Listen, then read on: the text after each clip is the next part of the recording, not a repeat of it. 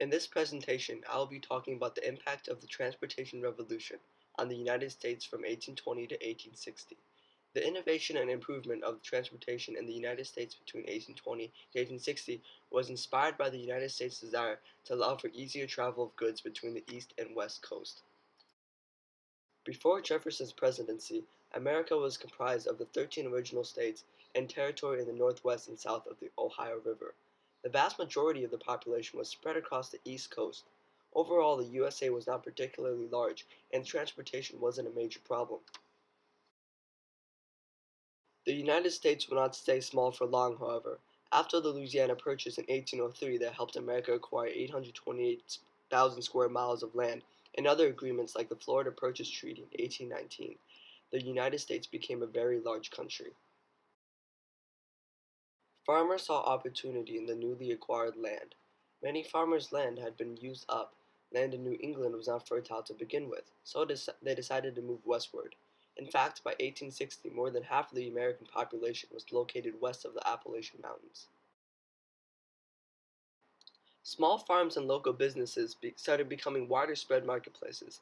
The United States began its first large steps into bolstering its economy, and thus the Industrial Revolution was born. The revolution in the Northeast displayed America's rapidly growing economy and urbanization. Although this seemed beneficial, it also presented a problem. Transportation between the east and west coast was very difficult and harsh. Rugged terrain presented difficulties to wagons trying to travel long distances, and rivers like the Mississippi flowed north to south, not east to west. Goods were hard to ship long distance using wagons. The rapid development of the East was unable to reach the West. The United States overall was not very united. Americans realized that fast and economically efficient transportation was a necessity for foreign and domestic trade, as well as the development of the American economy. Many innovations in transportation, such as turnpikes, steamboats, the Erie Canal, and railroads, were thus created to help mitigate the transportation problem by providing cheaper and more cost-efficient options. These improvements were the catalyst that spurred economic and social growth in the United States. The first attempt at the improvement of transportation in America was the National Road first built in 1811. This was also the first federal government-funded road in U.S. history. The advancement in transportation that was made when building the National Road was the use of turnpikes.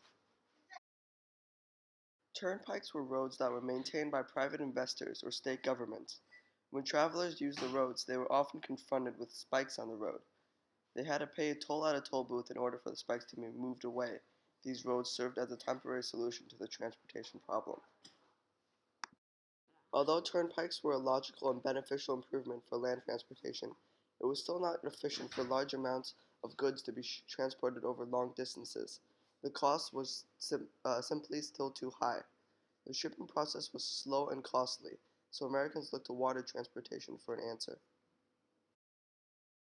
The Clermont was a steamboat first created by Robert Fulton in 1807. It was much more efficient compared to turnpikes. Shipping rates and traveling times dropped dramatically due to Fulton's steamboat. This became so popular that by 1830, more than 200 steamboats were up and running.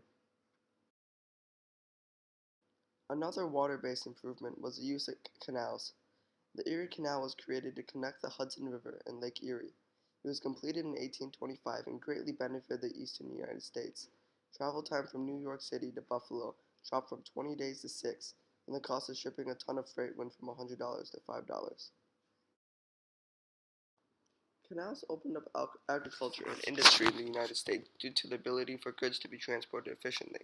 It also led to the development of cities like Chicago. Chicago became a very important city because of the canals in the region. Canals also were able to unite the Midwest and New England. Perhaps the greatest contribution to the transportation revolution was the railroad. Railroads were cheaper and faster to create than canals. Also, railroads were able to go anywhere in the U.S. as it was all-terrain. Railroads were operational no matter the weather. Canals froze over during winter. The Baltimore and Ohio Railroad was first created in 1828 and was 73 miles long. Other railroads like the Charleston and Hamburg Railroad soon were created. By 1860, there were 30,000 miles of railroads in the United States. There are also some problems with railroads, but they were soon overcome with new innovations. Advances in transportation also led to increased urbanization. In 1820, only 6.1% of Americans lived in cities with a population greater than 2,500 people.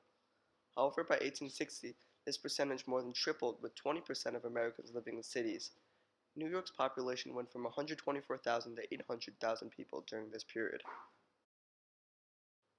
The United States economy greatly benefited from the transportation revolution from 1820 to 1860.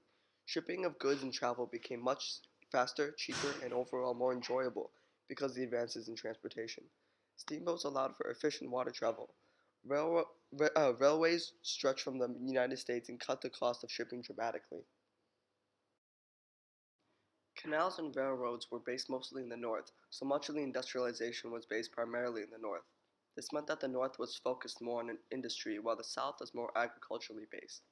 In this way, the transportation revolution created an economic difference in the United States. The transportation revolution was able to unite the country by allowing relatively easy travel between major cities. This was a huge economic benefit for the U.S., since new transportation brought down the cost of shipping dramatically and opened up new markets and domestic trading opportunities. There was also a social benefit, since the advanced transportation could connect people from different regions.